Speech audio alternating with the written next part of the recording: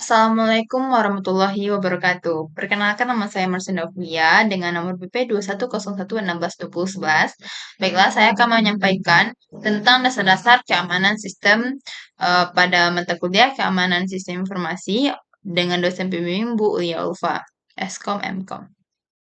Yang pertama adalah steganografi. Steganografi adalah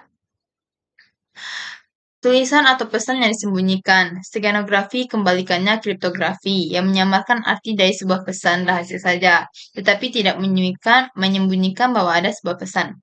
Kelebihan steganografi dibandingkan dengan kriptografi adalah pesan-pesannya akan dibuat tidak menarik perhatian dan tidak menimbulkan kecurigaan.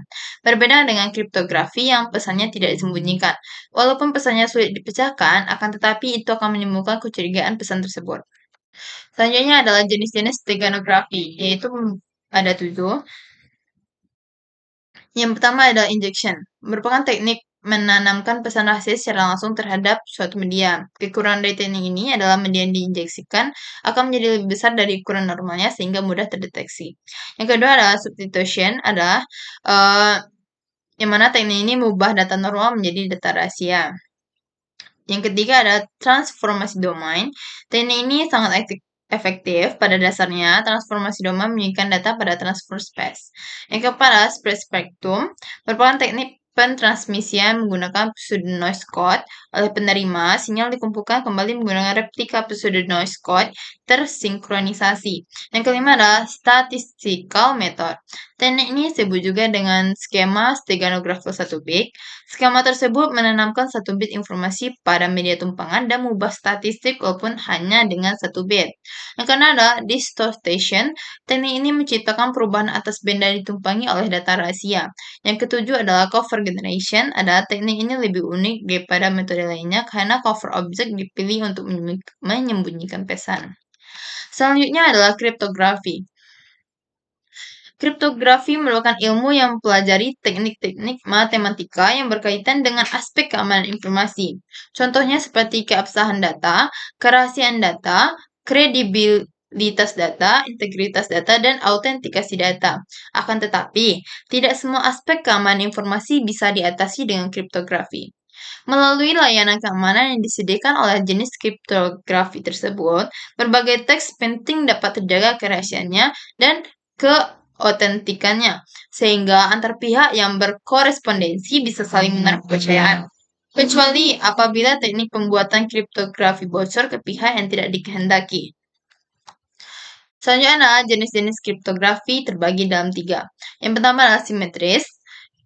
Kriptografi simetris adalah salah satu algoritma kriptografi kunci simetris dan kriptopoialphabetic. Kriptografi jenis ini populer juga disebut dengan Hill-Shipper atau kode Hill. Jenis kriptografi ini diciptakan oleh Lester Hill pada tahun 1929, yang mana tujuannya untuk shipper yang tidak mudah dipecahkan meski menggunakan teknik analisis frekuensi. Selanjutnya ada asimetris. Asimetris menggunakan atau memanfaatkan dua jenis kunci. Algoritma kunci publik ini menggunakan kunci publik dan juga kunci rahasia. Kedua jenis kunci tersebut memiliki fungsi berbeda, seperti kunci publik untuk mengekskripsi pesan, kunci publik bersifat global dan tidak dirahasiakan sehingga bisa dilihat dari siapa saja. Sementara kunci rahasia termasuk kunci yang dirahasiakan hanya bisa dilihat oleh orang tertentu saja. Yang ketiga adalah hybrid. Adalah jenis kriptografi yang dibuat perlu mengatasi adanya trade-off antara kecepatan dan kenyamanan. Selanjutnya adalah enkripsi. Enkripsi adalah metode pengubahan bentuk data menjadi sejumlah kode yang diterjemahkan, sehingga data tidak dapat dibaca oleh sembarang pihak. Data yang telah dienkripsi hanya dapat dibaca oleh si penerima dengan menggunakan kunci-kunci tertentu. Kunci ini bisa didapatkan langsung oleh si pembuat dokumen atau data.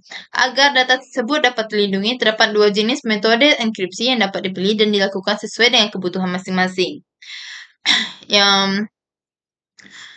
Namun, sebelum masuk penjelasan mengenai dua jenis metode enkripsi, perlu diketahui pula mengenai terminologi yang umum digunakan dalam enkripsi. Yang pertama juga dengan sebagai shipper, yang merupakan instruksi untuk melakukan proses enkripsi. Yang kedua adalah proses pengubahan teks atau data yang tidak dapat dibaca menjadi informasi yang dapat dibaca. Yang ketiga adalah serangkaian bit yang digunakan untuk mengenkripsi dan mendeskripsi data. Setiap kunci akan dibuat secara unik atau berbeda-beda. Yang baiklah, selanjutnya adalah mengenai dua jenis metode inskripsi atau kunci. Yang pertama adalah kunci publik. Public key atau kunci publik merupakan serangkaian angka dan huruf panjang yang berfungsi sebagai nomor akun yang dapat digunakan dalam transaksi kripto pada blockchain. Public key sama seperti email. Jadi, jika kita ingin mengirim email ke A, maka hal yang harus kita tahu terlebih dahulu adalah alamat email A. Oleh karena itu, pada dunia blockchain, baik pengirim maupun penerima, keduanya harus bertukar public key terlebih dahulu sebelum mengirim dana di blockchain. Cara kerja dari public key yaitu pengirim akan mengirim data ke penerima, namun sebelum sampai ke penerima, data tersebut dienkripsi terlebih dahulu dengan public key sebelum kemudian dikirim ke blockchain. Yang kedua adalah kunci private. Private key atau kunci private merupakan kode yang dipasangkan dengan public key untuk mengaktifkan algoritma yang digunakan untuk enkripsi dan deskripsi data. Jika public key bertugas untuk membantu proses enkripsi, maka private key bertugas membantu proses deskripsi. Deskripsi merupakan proses yang dilakukan untuk mengubah pesan yang terenskripsi atau encrypted text menjadi pesan biasa yang mudah untuk dibaca pengguna. Private key memiliki fungsi seperti kata sandi atau password yang dapat digunakan untuk mengakses akun yang kita miliki. Private key akan menerjemahkan informasi yang ditujukan untuk kita dan dikirim ke blockchain, sehingga kita akan mendapatkan akses ke data ataupun dana kripto. Selanjutnya adalah kombinasi kunci private dan kunci public.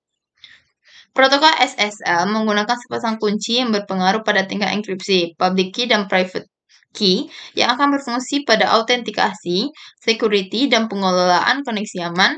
Kunci ini merupakan pandangan file teks yang ditautkan dan dibuat bersamaan saat Anda melakukan request CSR atau Certificate Signing Request. SSL menggabungkan kedua kunci tersebut dengan sistem public key untuk diketahui oleh dunia luar atau dapat diakses secara publik. Sedangkan private key menjadi pegangan bagi pemilik informasi. Ada banyak pelanggan SSL Indonesia yang bertanya terkait dengan public key dan private key. Bahkan banyak yang masih acuh untuk tidak menyimpan private key.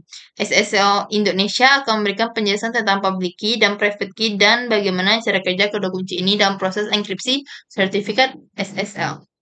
Baiklah, hanya itu yang dapat saya sampaikan. Terlebih dan kurang mohon dimaafkan. Wabillahi taufiq wa hidayah. Wassalamualaikum warahmatullahi wabarakatuh.